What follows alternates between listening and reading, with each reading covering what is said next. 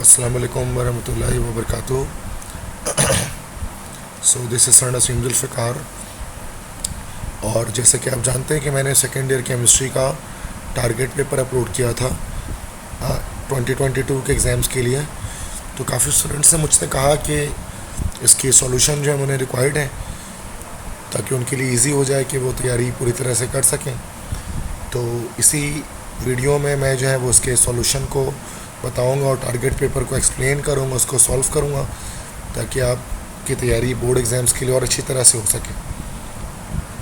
तो first question जो था सेक्शन बी में वो मैंने इसमें डाला था केमिकल फार्मूला डिफरेंट कंपाउंड्स के, ठीक है। तो वो मैंने जस्ट नेम लिखे थे। तो ये सामने अब जो है वो आपको सारे केमिकल फार्मूले अब आपको दिख सकते हैं, ठीक है। यू कैन सी कि यहाँ पर सारे केमिकल फार्मूले हैं। तो इसको आप क्या करें कि इसको आप या तो स्क्रीनशॉट ले लें, जैसे आप लिख लें यहाँ से। उसके बाद क्वेश्चन 2 था complete and balance the following reaction. तो ये कंप्लीट एंड बैलेंस के इक्वेशन ये सामने ये सारे मैंने सॉल्व कर दिए ताकि आपके लिए बेहतर हो सके। उसके बाद क्वेश्चन तो ये हो गया कंप्लीट एंड बैलेंस। उसके बाद क्वेश्चन 3 हमारा जो है वो दैट इज़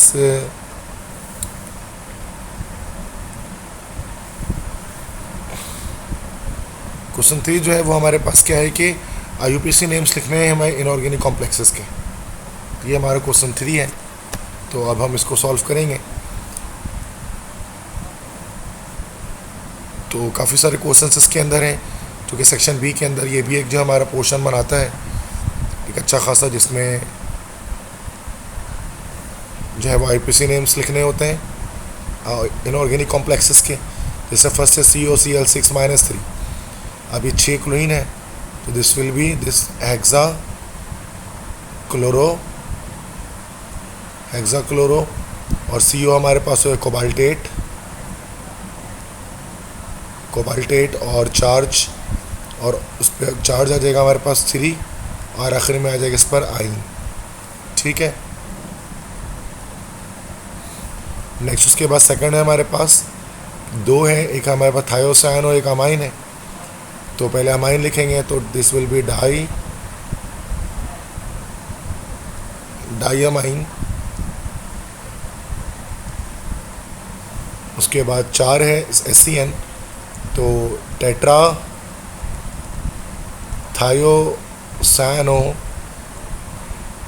अच्छा पीछे NH4 भी है कैटाइन के तौर पे, तो अमोनियम भी लिखना पड़ेगा आपको।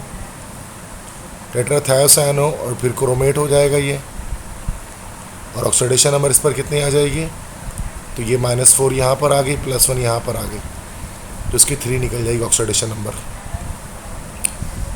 नेक्स्ट उसके बाद ये तो आई थिंक दोबारा रिपीट हो गया।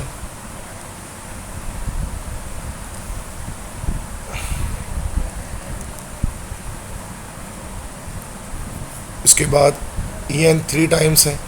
EN जो है वो हमारे पास ऑर्गेनिक लिगेंड है, ये होगा हमारे पास ट्रेस इथाइलिन डाईअमाइन। उसके बाद क्रोमियम आएगा चूँकि प्लस चार्ज लगा हुआ है, और 3 आइन। नेक्स्ट क्वेश्चन है CO लिगेंड है 4 टाइम्स है, तो दिस इज टेट्रा कार्बोनिल निकल, और ऑक्सीडेशन स्टेट आ जाएगा 0। देन दिस इज 4 साइनाइड है, ये हो जाएगा टेट्रा साइनो, और CU है नेगेटिव चार्ज लगा हुआ है तो क्यूपरेट। ऑक्सीडेशन नंबर 2 आ जाएगी और एंड में आइन। नेक्स्ट क्वेश्चन है नाइट्रोसिल और सैनो। पहले सैनो आ जाएगा तो दिस इज पेंटासैनो नो सबसे पहले सोडियम आएगा चूँकि टाइम पहले है, तो सोडियम 5 साइनाइड हो तो दिस इज पेंटासैनो। एनो हमारे पास हो गया नाइट्रोसिल, और ये Fe हमारे पास हो गया that is ferrate. Oxidation number कितने निकल गई, तो ये तो 5 हो गया और ये 3 हो गया, तो 2 निकल गया हमारे पास oxidation state.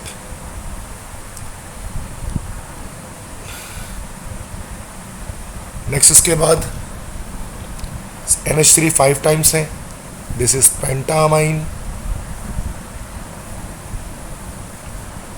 And this is Cr है क्रोमियम, 3 ऑक्सीडेशन स्टेट आ जाएगी और चार्ज लगा हुआ है तो एंड में आइन आ गया। नेक्स्ट देखते हैं En3 है तो tris ethylene diamine CO, this is cobalt, oxidation state आ जाएगी इसकी 3, और NO3 है तो दिस इज नाइट्रेट, एनाइन के तौर पे आ गया। नेक्स्ट है A से अमाइन है तो पहले अमाइन आ जाएगा, डायमाइन, NO2 4 है तो दिस इज नाइट्रो है, टेट्रा नाइट्रो, और फिर PT है तो that is platinum, oxidation number हमारे पास आ जाएगी 4। K3FeCN6 तो K है तो दिस इज पोटेशियम, CN6 है तो दिस इज हेक्सासानो, और Fe है तो this is ferrate, oxidation number हमारे पास आ जाएगा दिस इज +3, दिस इज -6 तो ये 3 आ जाएगा।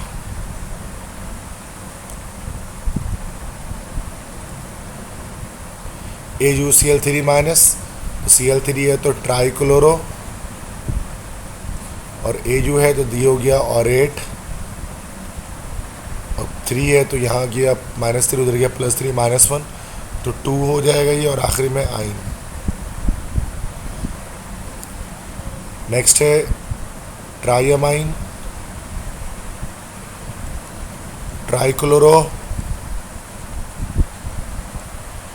कोबाल्ट 3। नेक्स्ट है आई थिंक ये जो हमारे पास लगा हुआ है शायद इसी के अंदर ब्रैकेट है, ये दोनों लिगेंड्स हैं तो पहले क्लोरो लिख देंगे, ट्राइक्लोरो, और 3 लगा हुआ है इथाइलिन डायमाइन तो ट्रेस, इथाइलिन डायमाइन, और ये कोबाल्ट हो जाएगा, ऑक्सीडेशन नंबर 3 आ जाएगी। यहाँ पर 3 है C2O4, this is try oxalato, शुरू में पोटेशियम भी आएगा, potassium tri oxalato, ferrate, oxidation number आ जाएगी 1 की ये -6 हो गई, और ये +3 तो 3 हमारे पास आ गई।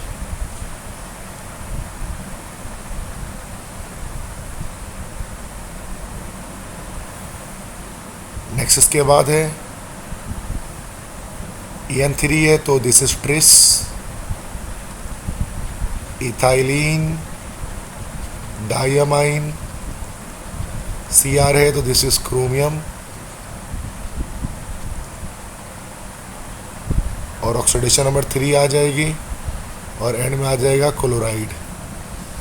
यहाँ NH3 3 है, Cl2 है तो पहले आ जाएगा हमारे पास अमाइन, चूँकि अमाइन A से आता है तो उसका नाम पहले लिखाएगा, दिस इज ट्राइअमाइन एंड डाइक्लोरो और प्लेटिनम, ऑक्सीडेशन नंबर 2 आ जाएगी। नेक्स्ट CN6 है तो हो गया हेक्सासानो, क्योंकि नेगेटिव चार्ज लगा है तो कोबाल्टेट, ऑक्सीडेशन हमारा जगह 3, और एंड में आइन।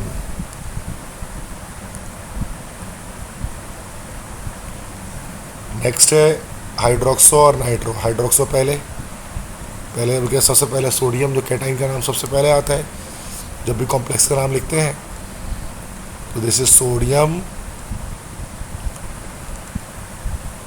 Die hydroxo di nitrato, Cu है दिस इज क्यूप्रेट हो गया, ऑक्सीडेशन नंबर यहाँ पर -2, ये -2, ये +3, तो 1 आ गया। ये तो आपका सिंपल हो गया टेट्रा कार्बोनिल आयरन 0। ये आपका हो गया tetra amine copper 2 sulphate. Next ये हमारे पास हो गया हेक्सा नाइट्रो आयरन 3 आइन। दिस इज हेक्सा 900, पहले सोडियम आएगा, सोडियम हेक्सा फ्लोरो एल्यूमिनेट ऑक्सीडेशन नंबर 3। ये हमारे पास हो जाएगा दिस इज डाइक्लोरो।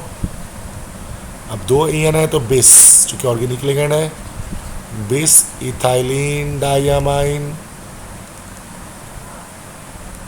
निकल।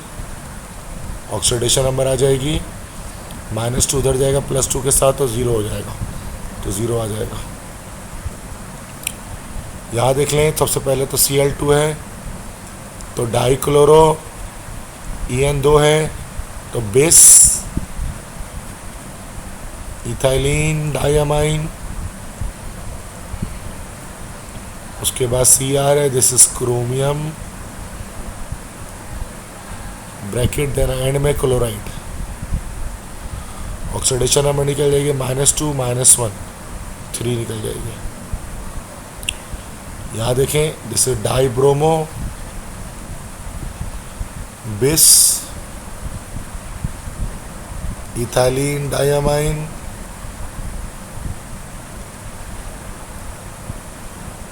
उसके बाद cobalt, oxidation number -2 -1, this is 3 and and में आ जाएगा हमारे पास ब्रोमाइड। लास्ट क्वेश्चन है, 6 वाटर है, तो this is hexa aqua, this is chromium and then oxidation number 1 निकल जाएगी और एंड में नाइट्रेट। ठीक है, सारे क्वेश्चंस आपके हो गए IUPAC के। उसके बाद ग्रुप पीरियड और ब्लॉक पीरियड करना है इलेक्ट्रॉनिक कॉन्फ़िगरेशन की मदद से। Z = 17। सबसे पहले इलेक्ट्रॉनिक कॉन्फ़िगरेशन लिख दें इसकी, 1s2 2s2 2p6 3s2 3p, 6 7 8 10 11 12 13 14 15 16 17, 5 लगाना है। ये ग्रुप इसका निकल गया हमारे पास 5 है, और पीरियड इसका हमारे पास निकल गया 3rd, और ब्लॉक इसका हमारे पास क्या निकला भाई, ब्लॉक निकला हमारे पास E ब्लॉक। Z = 30, तो ये भाई डायरेक्ट बता देता हूँ कि जिंक है भाई ये, तो ग्रुप उसका निकल जाएगा 8 है, सॉरी नॉट 8 है, ग्रुप निकल जाएगा उसका 2b ग्रुप निकलेगा, पीरियड निकल जाएगा इसका 4th, और ब्लॉक निकल जाएगा इसका D। Z = 24, ये क्रोमियम है असल में, तो ग्रुप इसका निकल जाएगा 6b, पीरियड निकल जाएगा 4th, और ब्लॉक निकल जाएगा D। Z = 49। इसकी इलेक्ट्रॉनिक कॉन्फ़िगरेशन कर लेते हैं 49 की। This is 1s2 2s2 2p6 3s2 3p6 4s2 3d10, ये 30 हो जाते हैं यहाँ तक। ठीक है, 3d10 तक। उसके बाद फर्दर और आगे जाना होता है, इसके लिए हम यहाँ पर बना देते हैं, तो that is 1 2 3 4 5 6 7 2 3 4 5 6 7 3 4 5 6 7 4 5 6 7, this is 4 5 6 and 7। शुरू में सबके साथ S आ जाएगा, अगले सबके साथ P आ जाएगा, नेक्स्ट सबके साथ D आ जाएगा और नेक्स्ट सबके साथ F आ जाएगा और इस तरह से कट हो जाएगा।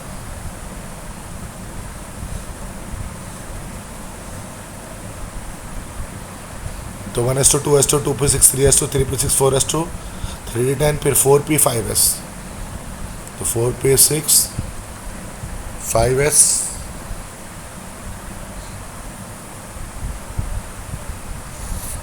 2, ये 36 हो गया और प्लस 2 38 हो गया। इसके बाद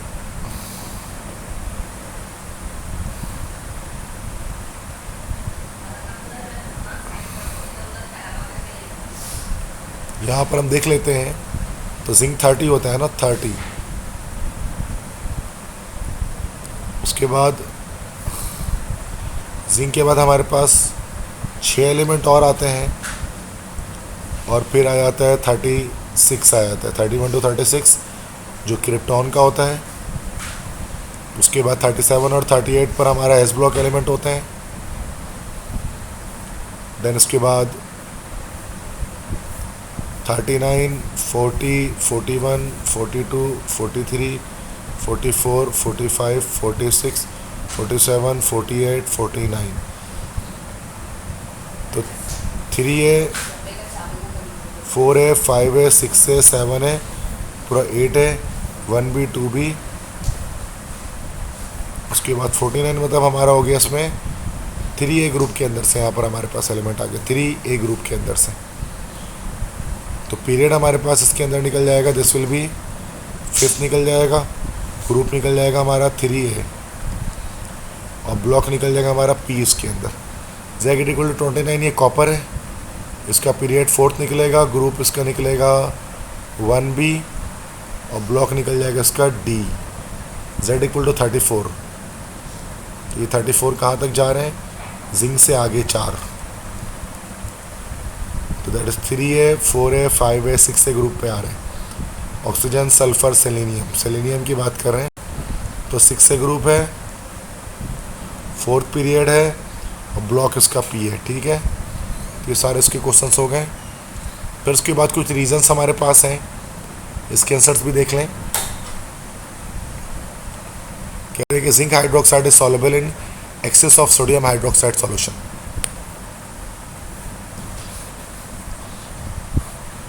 zinc hydroxide access sodium hydroxide solution में क्यों सॉल्युबल होता है?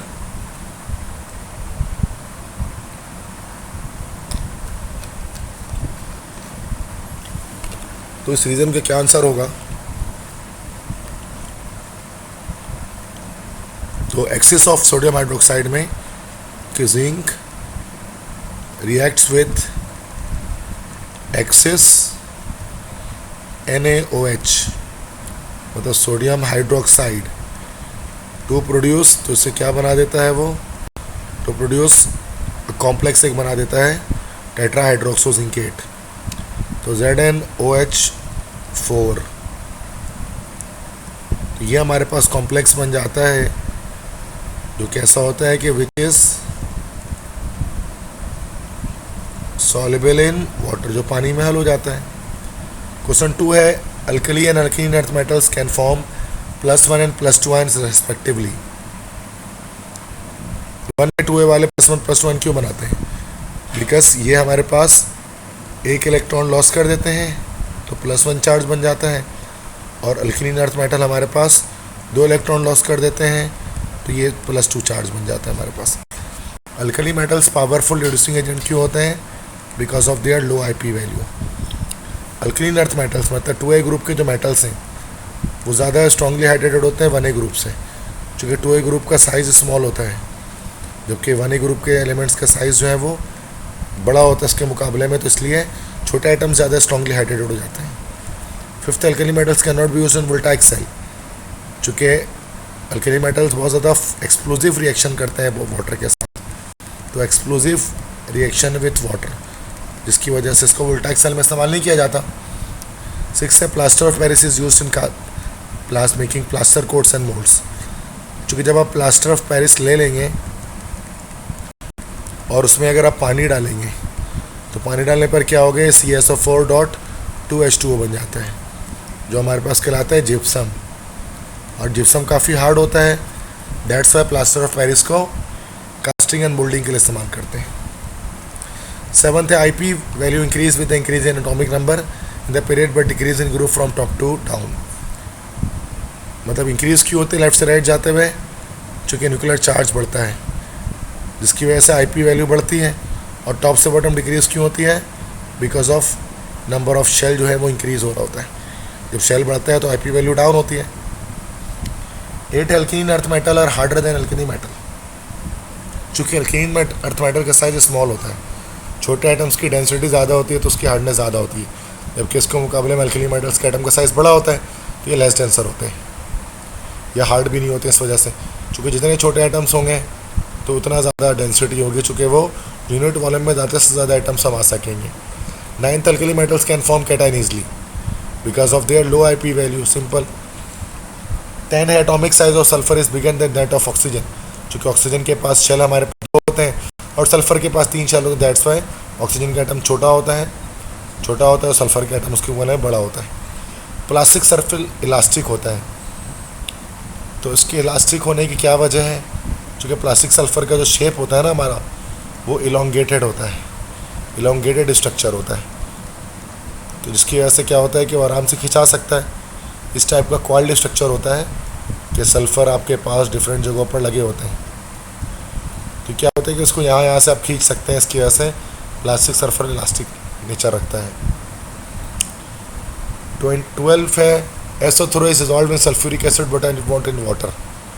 क्योंकि SO3 को जब पानी में डालते हैं ना तो बनता तो सल्फ्यूरिक एसिड है, बट ये रिएक्शन जो आपके पास होता है, इस रिएक्शन के बारे में पता होना क्या चाहिए कि रिएक्शन हाईली एक्सोथर्मिक है, जिसकी वजह से एक्सप्लोजन हो सकता है। दैट्स वाई SO3 गैस को पहले सल्फ्यूरिक एसिड में डालकर ओलियम बनाया जाता है।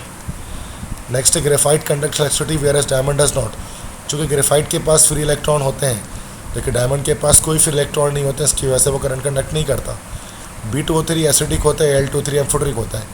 क्योंकि B2O3 को जब पानी में डालते हैं, वाटर में डालने पर ये एसिड देता है, तो एसिडिक नेचर है।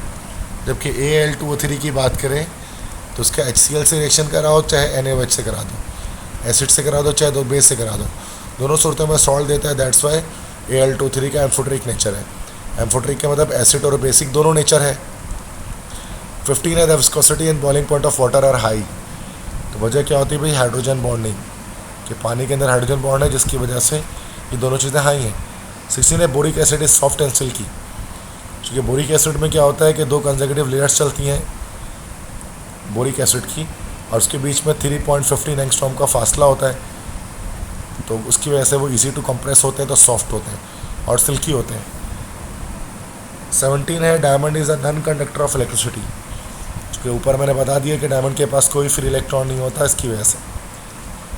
18 है boric acid is weak monobasic acid. ठीक है, बोरिक एसिड को जब आप पानी में डालोगे, वाटर में डालोगे, तो क्या होगा कि वाटर से OH नेगेटिव ये एक्सेप्ट कर लेगा इलेक्ट्रॉन पेयर को, तो BOH4- बन जाएगा। इसलिए हम इसको कह सकते हैं कि मोनोबेसिक है, क्योंकि एक OH- ही कलेक्ट कर रहा है। 19th है graphite conduct electricity parallel to the plane. Graphite parallel to the plane electricity conduct क्यों करती है? जैसे ग्रेफाइट की इस तरह की लेयर होती है ना हमारे पास, हेक्सागोनल लेयर्स होती हैं, तो वो जो करंट कंडक्ट करता है हमारे पास है ग्रेफाइट, वो कभी भी वर्टिकल पे नहीं करता, सीधा स्ट्रेट करेगा। क्योंकि वर्टिकल पे बीच में गैप होता है 3.35 एंगस्ट्रॉम का, इसलिए इलेक्ट्रॉन यूँ ट्रांसफ़र नहीं हो सकता। दैट्स वाई सिर्फ straight parallel to the plane transfer होता है। 20 transition elements show variable oxidation state. चूँकि उनके लास्ट शेल और सेकंड लास्ट शेल दोनों से बॉन्डिंग करते हैं, जिसकी वजह से एक से ज़्यादा ऑक्सीडेशन स्टेट इनकी आ रही होती है। 21 है ammonia and water accept ligand but NH4+ and H3O+ does not. मतलब ये जो अमोनिया और वाटर हैं तो ये कैन डोनेट, ये डोनेट कर सकते हैं इलेक्ट्रॉन पेयर, तभी ये सारे लिगेंड हैं।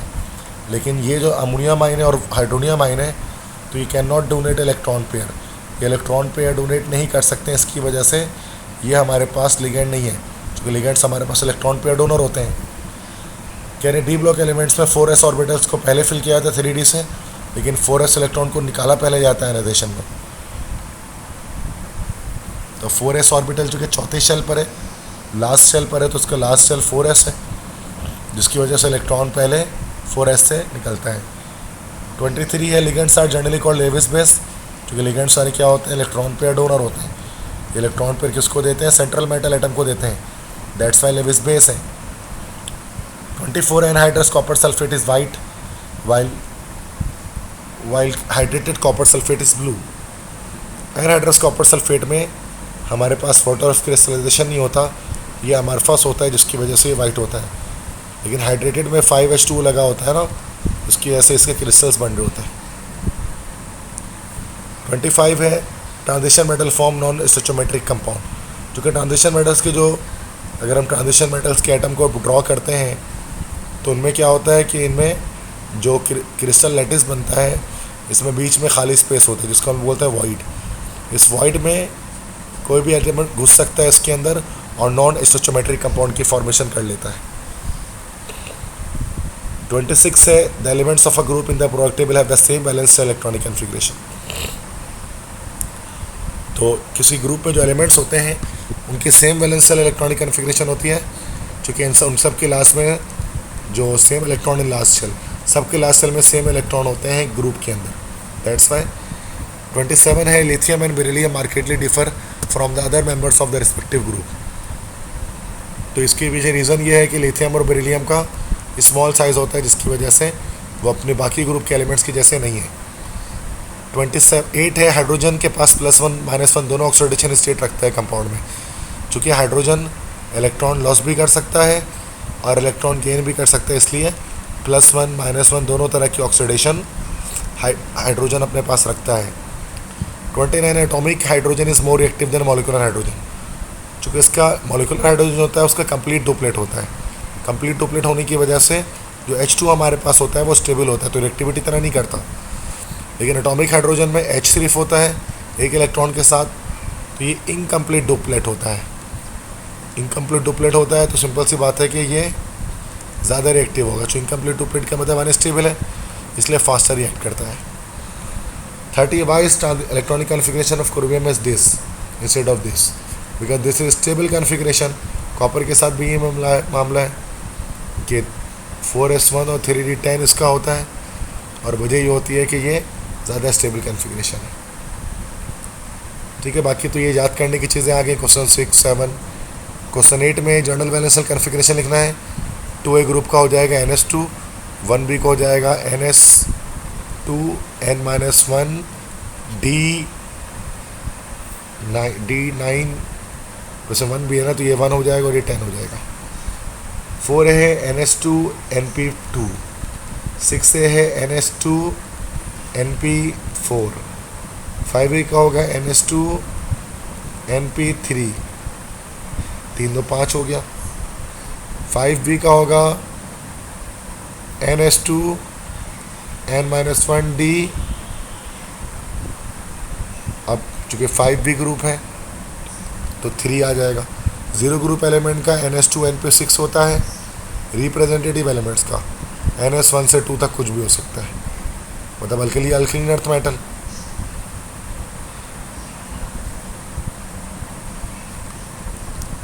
नेक्स्ट पेज पे उसके बाद बढ़ते हैं, और इसके अंदर अब ऑर्गेनिक केमिस्ट्री का पोर्शन आ रहा है। इसमें डिस्टिंग्विश कैसे करना है डिफरेंट कंपाउंड्स के बीच में। क्वेश्चन 2 के अंदर पैराफिन और ओलेफिन के बीच में, मैं जस्ट नाम बता रहा हूँ टेस्ट का, कौन सा टेस्ट कर देंगे तो ये आपका ब्रोमीन वाटर टेस्ट हो जाएगा। तो जिसमें से ओलेफिन पॉजिटिव टेस्ट देगा और पैराफिन नेगेटिव टेस्ट देगा। एन हेक्सेन और बेंजीन में हाइड्रोजनेशन करा दें, बेंजीन कर लेगा, हाइड्रोजन कभी नहीं करेगा hydrogenation. 1 butyne and 2 butyne simple acidic character test कराएं, इसके रिएक्शन सिल्वर नाइट्रेट से कराएं। अब उसमें 1 ब्यूटाइन जो होगा वो तो वाइट सॉलिड बना लेगा बिकॉज ऑफ एसिडिक नेचर, लेकिन 2 ब्यूटाइन जो है वो कोई वाइट सॉलिड नहीं बना सकेगा। इस तरह से नेक्स्ट है इथीन एंड इथाइन, इसमें भी सेम यही एसिडिक कैरेक्टर टेस्ट करेंगे, सिल्वर नाइट्रेट दे दो अब ये तो वाइट सॉलिड बनेगा, तो फिर उस सूरत में अल्कीन है, नहीं बना तो फिर मतलब बना तो अल्काइन है वरना अल्कीन है। ये पॉजिटिव टेस्ट देगा और ये नेगेटिव टेस्ट देगा। अल्काइल हैलाइड अल्केन में हमें डिफरेंस करना है, तो अल्कोहल से रिएक्शन करा दें। जैसे कि ROH है, RH है अल्केन, वो अल्कोहल से हमारे पास रिएक्शन नहीं करता, लेकिन ये RX है वो ROH से रिएक्शन कर जाता है। एल्डिहाइड और कीटोन में टॉलरेंस रीजन टेस्ट दे दें या फेलिंग सोल्यूशन टेस्ट दे दें, दोनों टेस्ट हो सकते हैं। इसके बाद हमारे पास रिएक्शंस आ गए हैं। ये रिएक्शंस हमारे पास जो है वो ऑर्गेनिक केमिस्ट्री से बिलोंग कर रहे हैं। तो फर्स्ट है methanol reacts with steam. Methanol का रिएक्शन स्टीम के साथ, ठीक है। तो ये this is CH3OH plus steam है। स्टीम मतलब वाटर के साथ रिएक्शन।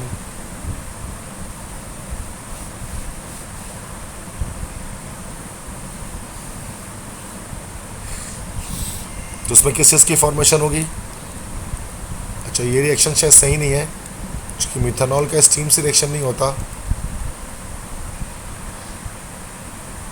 स्टीम मतलब तो हमारे पास हो गया वाटर।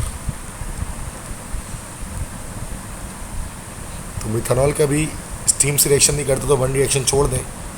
सेकेंड है 2 propanol is oxidised in the presence of potassium dichromate and sulphuric acid.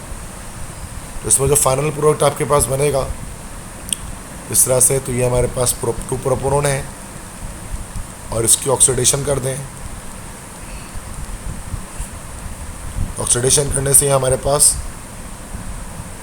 क्या बन जाएगा? कार्बोक्सिलिक एसिड बन जाएगा। कार्बोक्सिलिक एसिड बनेगा प्लस कार्बन डाइऑक्साइड और वाटर रिमूव हो जाएगा। नेक्स्ट है decomposition of acidic acid in the presence of MnO2 या कुछ भी। तो देखो इसमें हम 2 मोल्स ले लेंगे इसके, और ये हमारे पास बनाएगा एसीटोन बना देगा। और एसीटोन के अलावा सॉरी ये एसीटोन है ना, एसिटिक एसिड की पायरोलिसिस थर्मल डिकम्पोजिशन करनी है, तो मैंने एसीटोन लिख दिया, सॉरी। तो ये एसिटिक एसिड हो गया, तो ये हमारा बन जाएगा इसके अंदर एसीटोन, और साथ में कार्बन डाइऑक्साइड और वाटर रिलीज हो जाएगी। नेक्स्ट क्वेश्चन है reaction of methanol with caustic soda. तो ये कैनिजारो रिएक्शन है, मिथानल का कास्टिक सोडा से रिएक्शन होगा, तो दिस इज मिथानल और कास्टिक सोडा होता है NaOH। तो ये डबल रिएक्शन होगा हमारे पास। तो एक बार तो हमारे पास सोडियम फॉर्मेट बनेगा और एक बार हमारे पास बनेगा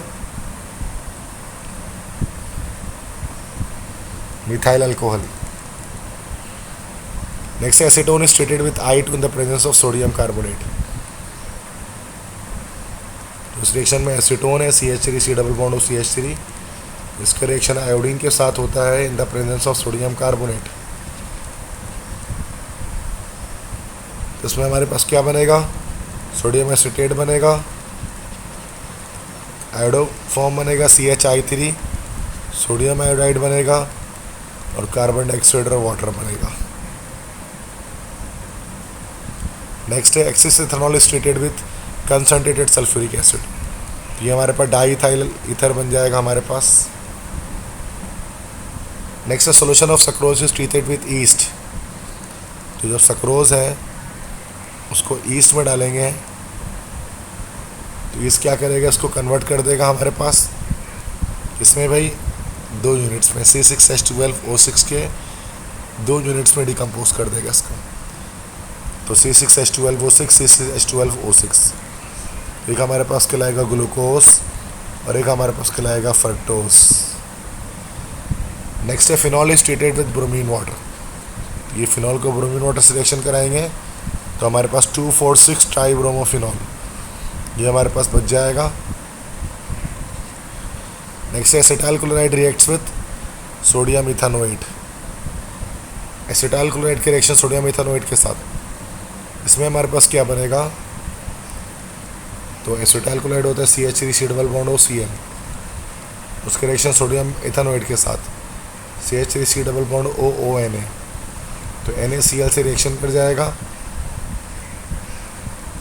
तो NaCl बनेगा और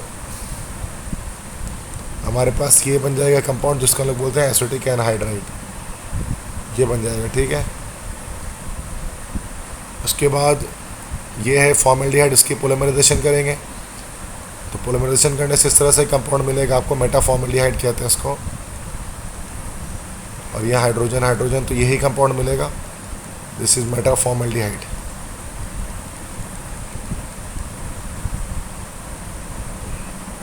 नेक्स्ट है phenol with dilute nitric acid. जब डाइल्यूट नाइट्रिक एसिड से रिएक्शन कराएंगे 2 प्रोडक्ट बनेंगे, NO2 ऑर्थो ग्रुप पे भी लगा होगा और पैरा पर भी लगा होगा, ये हमारे पास बन जाएगा। नेक्स्ट है phenol with concentrated nitric acid, इस पर क्या होगा हमारे पास के OH ऊपर आ जाएगा और NO2 3 जगह पर आ जाएगा, इसको हम लोग बोलते हैं पिक्रिक एसिड या ट्राइनाइट्रोफिनॉल। नेक्स्ट है मिथानॉल का रिएक्शन फिनाइल हाइड्राजीन के साथ, तो ये हमारे पास मिथानॉल का रिएक्शन हो गया।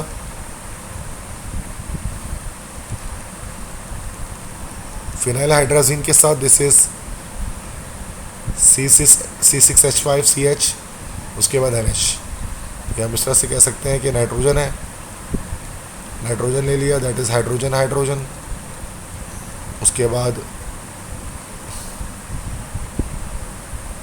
CH2, चूँकि हमें फिनाइल हाइड्राजीन से कराना है तो NH2, उसके बाद फिर NH, उसके बाद C6H5, तो ये तो O और यहाँ से वाटर निकल जाएगा H2O पूरा।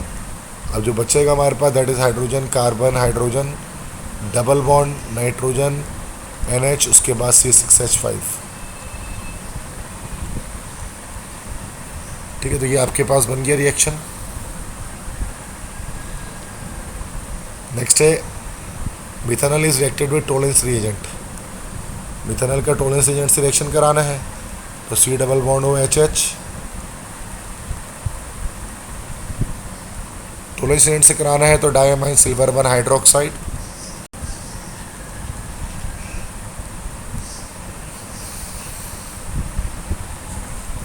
और सिल्वर मेटल डिपॉजिट हो जाता है, अमोनिया गैस अलग निकल जाता है, वाटर निकलता है,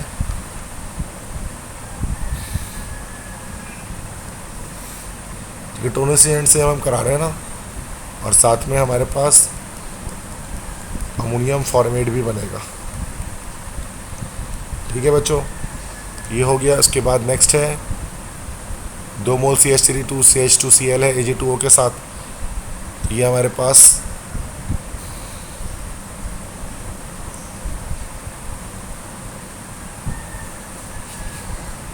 क्या होगा कि C2H5 OC2H5 डाईइथाइल ईथर बनेगा और साथ में AgCl हमारे पास बनेगा।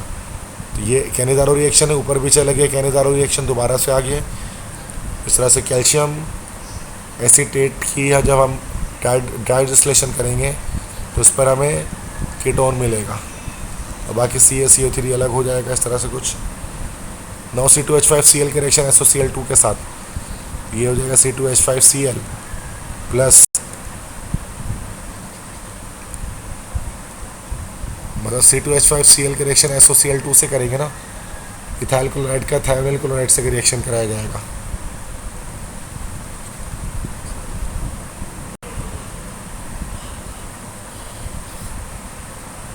ठीक है, तो SOCl2 से करेंगे, असल में यहाँ पे OH होना चाहिए था, तभी रिएक्शन कंप्लीट हो जाता है कि C2H5Cl बनता और साथ में sulphur dioxide gas plus HCl ये हमारे पास निकल जाती।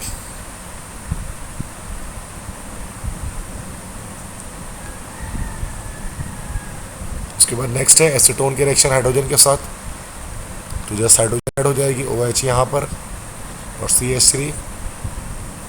देन उसके बाद फॉर्मिक एसिड विथ फॉर्मेल्डिहाइड के रिएक्शन, ये पूरा हमारे पास फैलिंग सोल्यूशन है, फैलिंग सोल्यूशन के साथ कर रहे हैं।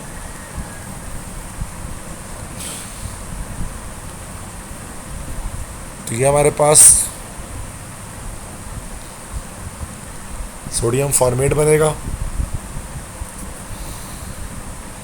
क्यूप्रस आयोडाइड बनेगा। ठीक है, ये हमारे पास बनेगा। ये फेलिंग सोल्यूशन टेस्ट की बात करो, वाटर बन जाएगा। नेक्स्ट है एसिटिक एसिड को हीट कर रहे हैं, पीछे चला गया रिएक्शन ये। नेक्स्ट है इथाइल अल्कोहल के सल्फ्यूरिक एसिड डाल के हीट करें, ये भी पीछे चला गया, अल्कीन बन जाएगा, अल्कीन बनेगा। ये आयोडोफॉर्म रिएक्शन है, ये भी पीछे चला गया। Ethylene reacts with cold aqueous KMnO4।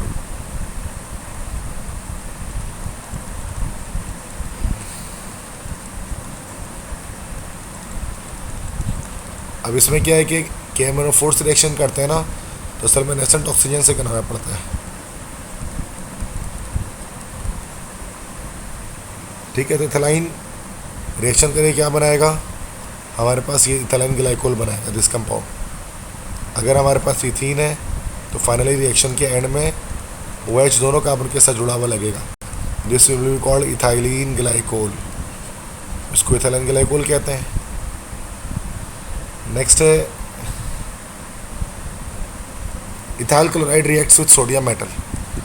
तो C2H5Cl के रिएक्शन Na से कर दो तो NaCl बनेगा और कपलिंग हो जाएगी C4H10। नेक्स्ट है reaction of sodium benzoate with soda line. तो C6H5COONA, ये सोडियम में से बेंजोएट है, फिर NaOH और CaO। ठीक है, तो इससे क्या होगा कि बेंजीन हमारे पास बन जाएगा, और बेंजीन बन जाएगा हमारे पास। उसके अलावा इसके जो बायो प्रोडक्ट निकलते हैं वो सोडियम कार्बोनेट जो है वह बायो प्रोडक्ट निकल जाएगा। मिथाइल आयोडाइड के रिएक्शन सोडियम मेटल के साथ सेम वही हो गया, मिथाइल आयोडाइड सोडियम से करेंगे तो हमारे पास कपलिंग हो जाएगी C2H6 plus NaI। Tolerant reacts with KMnO4, मतलब ऑक्सीडेशन करनी है। तो आप जानते हैं ये बात कि अगर आपके पास टॉलुइन है उसकी अगर आप ऑक्सीडेशन कर दें KMnO4 के साथ, तो उस सूरत में ये हमारे पास यहाँ पर वैसे COOH ग्रुप आ जाता है बेंजोइक एसिड। ठीक है, नेक्स्ट है acetylene reacts with cold KMnO4। Cold में अलग रिएक्शन होता है, हॉट में अलग होता है। कोल्ड कंडीशन में जब हम इसको रिएक्शन कराएंगे तो उस सूरत में क्या होगा कि ये रिएक्शन किससे करेगा, नेसेंट ऑक्सीजन से करेगा, और ऑक्जेलिक एसिड हमारे पास यहाँ पर बनेगा। नेक्स्ट है phenol is heated with red hot zinc oxide. तो फिनॉल को लिया और उसको हीट किया रेड हॉट जिंक डस्ट के साथ। ठीक है, तो ये भी हमारे पास एक असल में कंपाउंड है, दैट इज जिसको हम कह सकते हैं ना कि भाई ये हमारे पास एक कंपाउंड है जो ठीक है। तो फिनॉल को जब हीट करेंगे रेड हॉट जिंक डस्ट के साथ तो जिंक से रिएक्शन कराना पड़ेगा, तो जिंक ऑक्साइड बना लेगा और बेंजीन अलग हो जाएगी। नेक्स्ट है ethyne is reacted with iodine in the presence of ethanol. तो इथाइन आप ले लें और आयोडीन से रिएक्शन कराएं इन द प्रेजेंस ऑफ इथेनॉल, तो क्या होगा C2H2I2, सिंपल इस तरह से आ जाएगा। नेक्स्ट है कंबशन ऑफ इथेन। इथेन जलाना है तो C2H6 प्लस ऑक्सीजन रिएक्शन करो, कार्बन डाइऑक्साइड और वाटर बनेगा। ये इथेन का रिएक्शन है जलने वाला। 35 ऑक्सीडेशन ऑफ बेंजीन। तो बेंजीन की ऑक्सीडेशन यहाँ पर O2 के साथ कर दिया जाए इन the presence of vanadium pentoxide, तो मलिक साहब यहाँ पर बन जाएंगे। मलिक साहब तो बनाने आते होंगे आपको, इस तरह से अभी मलिक साहब। ठीक है, उसके साथ कार्बन डाइऑक्साइड और वाटर मिलेगा। CH3 MgCl reacts with water. तो ये हमारे पास CH3 MgCl है, पानी के साथ रिएक्शन करेगा तो क्या बनेगा, plus minus, and this is plus minus. तो MgCl के साथ जो है वो आपके पास, ठीक है, वाटर से रिएक्शन कर रहे हैं तो प्लस वाला माइनस से जुड़ेगा, माइनस वाला प्लस से जुड़ेगा। तो MgCl और उसके साथ फिर H लगा हुआ, ये बाय प्रोडक्ट बना और CH3OH मिथाइल अल्कोहल हमारे पास इसमें निकल गया। ठीक है, next reaction of benzene with H2 and O2। देखो बेंजीन का रिएक्शन O2 के साथ ऊपर चला गया, मैलिक एनहाइड्राइड बन रहा है। H2 के साथ जब रिएक्शन करेंगे तो हाइड्रोजनेशन हो जाएगी और कोई भी यूनिफॉर्म वगैरह इसमें मतलब इसके अंदर बॉन्डिंग नहीं आएगी इसके अंदर। ठीक है, क्वेश्चन 4 है give the preparation of 2 bromopropane from 1 bromopropane. किस तरह से बताया जा सकता है ये? 2 ब्रोमोप्रोपेन बनाना है 1 ब्रोमोप्रोपेन से। This is 1 bromopropane. सबसे पहले इसकी डिहाइड्रोहाइलोजिनेशन करा दें, ये carbon double bond carbon carbon इस तरह से हमारे पास ये बन जाएगा। और उसका आप जो है वो किसी ब्रोमीन से रिएक्शन करा दिया, HBr से रिएक्शन करा दिया प्लस माइनस, तब पाई बॉन्ड टूटेगा तो H हमारे पास कहाँ लगेगा? जहाँ पर पहले से ज़्यादा हाइड्रोजन है सेकंड, और ब्रोमीन आपके पास यहाँ पर आकर लग जाएगा। तो क्या हो जाएगा? 3 कार्बन और ब्रोमीन यहाँ पर। तो दिस इज 2 ब्रोमो प्रोपेन बन गया 1 ब्रोमोप्रोपेन से। बेंजीन फ्रॉम फिनॉल, तो बहुत सिंपल है भाई, फिनॉल के साथ ऑक्सीजन की रिएक्शन कराएं ZNO, तो हमारे पास बेंजीन बन जाता है। थर्ड है benzoic acid from benzene. Benzoic acid बनाना है, बेंजीन से डायरेक्टली नहीं बनेगा ये। तो बेंजीन आपने लिया, सबसे पहले इसकी हमने कर दी अल्काइलेशन। जब अल्काइलेशन करेंगे तो फिर इसको टेबल लिखने इस तरह से आ गई CH3। ये हमारे पास होता है टॉलुइन, ये हमारे पास टॉलुइन है। इस टॉलुइन की क्या करते हैं भाई? फर्दर ऑक्सीडेशन करते हैं KMnO4 के साथ।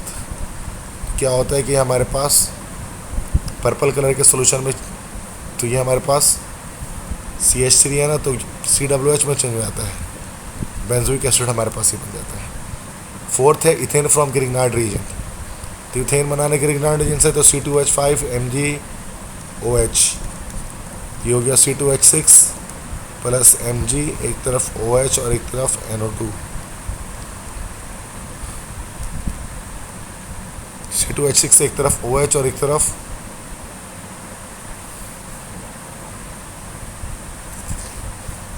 क्या चीज़ आ जाएगी एक तरफ हमारे पास? तो इथाइल मैग्नीशियम हाइड्रोक्साइड का हम ट्रांसलेशन कर रहे हैं और इसको हम कंप्लीट कर रहे हैं। तो C2H6 तो बनेगा, साथ में MgOH भी बनेगा हमारे पास। ठीक है, वाटर गैस फ्रॉम मीथेन। तो मीथेन का रिएक्शन आप स्टीम को प्रोसेस करें तो CO plus H2 water gas आपको मिलेगा। 6 है एसिटाल्डिहाइड फ्रॉम एसिटाइलिन। एसिटाइलिन से एसिटाल्डिहाइड बनाना है तो पहले एसिटाइलिन को हाइड्रोजन से, मतलब सबसे पहले तो उसकी हाइड्रोलिसिस कर दी गई, तो विनाइल अल्कोहल बन गया। OH इस तरह से एक होता है इसमें। अब इसकी क्या कर ली गई भाई? इसको फर्दर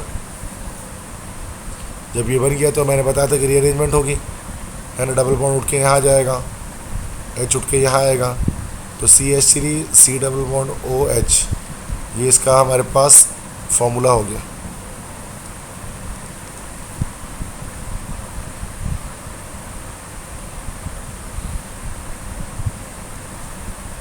ठीक है, इसके बाद इथीन फ्रॉम इथाइल अल्कोहल। तो इथाइल अल्कोहल ले, सल्फ्यूरिक एसिड यूज़ करना पड़ेगा हाई टेम्परेचर पे, तो CTH4 बनेगा प्लस सल्फ्यूरिक एसिड बनेगा। उसके बाद next oxalic acid from ethyne. तो इथाइन ले लें और हॉट कंडीशन में इससे जो है वो KMnO4 का सोल्यूशन इसमें इंट्रोड्यूस करें तो आपके पास ऑक्सैलिक एसिड आ जाएगा। COOH बॉन्ड COOH, ये हो गया ऑक्सैलिक एसिड बस। Benzene from toluene. तो टॉलुइन लें और हाइड्रोजन से रिएक्शन करा दें तो बेंजीन आपका हमारा अलग हो जाएगा और CH4 मीथेन अलग से बनेगा। ठीक है, propane from Grignard reagent. Propane बनाने ग्रिग्नार्ड रिएजेंट से तो C3H7 MgBr, तो लगाओ थोड़ा सा लगेगा। ठीक है, तो प्रोपेन बनाना है ग्रिग्नार्ड रिएजेंट से तो वाटर है, वाटर ले लेंगे तो C3H8 हमारे पास ऑटोमेटिकली बनेगा। इथाइन बनाना है इथीन से, तो ये रहा हमारे पास इथीन, इसमें हाइड्रोजन ऐड कर दो तो ये हमारे पास बन जाएगा ethyne. Ethane from methyl iodide, Wurtz reaction से बनेगा, मिथाइल आयोडाइड है इसका सोडियम मेटल से रिएक्शन करेंगे तो CH3I बनेगा और साथ में Na बनेगा। इथाइन फ्रॉम कैल्शियम कार्बाइड की कर दो हाइड्रोलिसिस, तो ये हमारा इथाइन बनेगा और माइनस मतलब इथाइन बनेगा। इथाइन के अलावा हमारे पास हाइड्रोक्साइड्स बनते हैं, कैल्शियम का हाइड्रोक्साइड हमारे पास बनेगा। रेड सॉलिड फ्रॉम एसिटाइलिन, तो सिंपल एसिटाइलिन है, कोई भी टर्मिनल अल्काइल ले लें, इसके रिएक्शन CuCl से करा दें तो आपका रेड सॉलिड बन जाएगा। फिनॉल फ्रॉम बेंजीन, ये बेंजीन हमारे पास है, इसको कन्वर्ट करना है, मतलब बेंजीन में तो जिंक से रिएक्शन करा दे, ZnO बन जाएगा और फिनॉल आपको अलग मिल जाएगा। इसके बाद आइसोप्रोपाइल अल्कोहल फ्रॉम 1 प्रोपेनॉल, मतलब 1 प्रोपेनॉल से 2 प्रोपेनॉल बनाना चाह रहे हैं, दिस इज़ 1 प्रोपेनॉल और से ये 2 प्रोपेनॉल बनाएंगे, मतलब ये वाला। तो सबसे पहले तो उसके अंदर क्या किया जाएगा भाई, आइसोप्रोपाइल अल्कोहल बनाना है तो सबसे पहले डिहाइड्रेशन कर दें, वाटर रिमूव कर देंगे तो कार्बन डबल बॉन्ड ऐसे हो जाएगा, फिर दोबारा हाइड्रोलिसिस कर देंगे तो फिर आइसोप्रोपाइल अल्कोहल बन जाएगा। 17th है फिनॉल फ्रॉम क्लोरोबेंजीन, तो पहले हमने क्लोरोबेंजीन लिया, इसका रिएक्शन कर दिया NaOH के साथ और ये हमारा बन गया सोडियम फिनॉक्साइड। और सोडियम फिनॉक्साइड के रिएक्शन जब हम किससे कर रहे थे, ये सोडियम फिनॉक्साइड है, जब हम इसके रिएक्शन HCl के प्रेजेंस में कर रहे थे तो किस में कन्वर्ट हो रहा था, फिनॉल में कन्वर्ट हो रहा था। नेक्स्ट इथाइल इथानोएट फ्रॉम इथानॉल, तो इथानॉल लेकर इथाइल इथानोएट बनाइए तो C2H5OH है, तो उसकी रिएक्शन C2H5 COOH से अगर हम इसका करा दें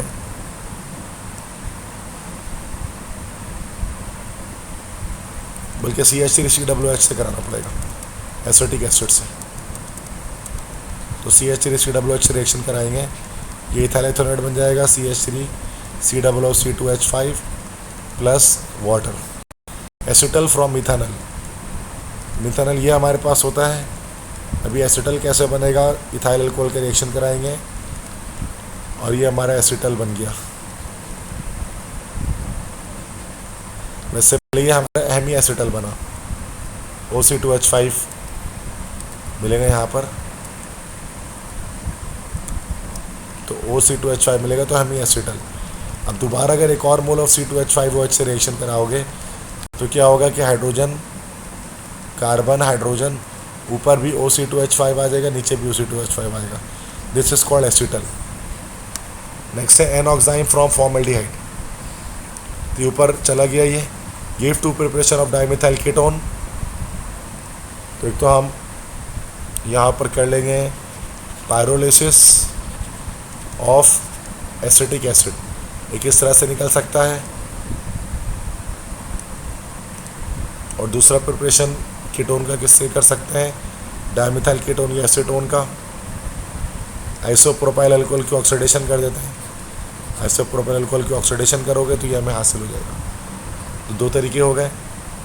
नेक्स्ट है ethanol to ethanoic acid, ethanol को इथेनोइक एसिड बनाना है, किस तरह बना सकते हैं भाई,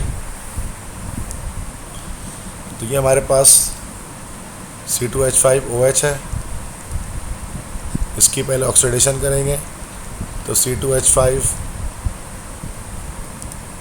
मतलब जब हम इसकी ऑक्सीडेशन करेंगे तो हमारे पास CH3 डबल बॉन्ड OH इस तरह से था, फिर जब इसकी फर्दर ऑक्सीडेशन करेंगे तो ये एसिटिक एसिड में कन्वर्ट हो जाएगा। डाईथाइल ईथर फ्रॉम इथेनॉल, तो पहले इथेनॉल ले लेंगे और उसके रिएक्शन कर देंगे HI के साथ,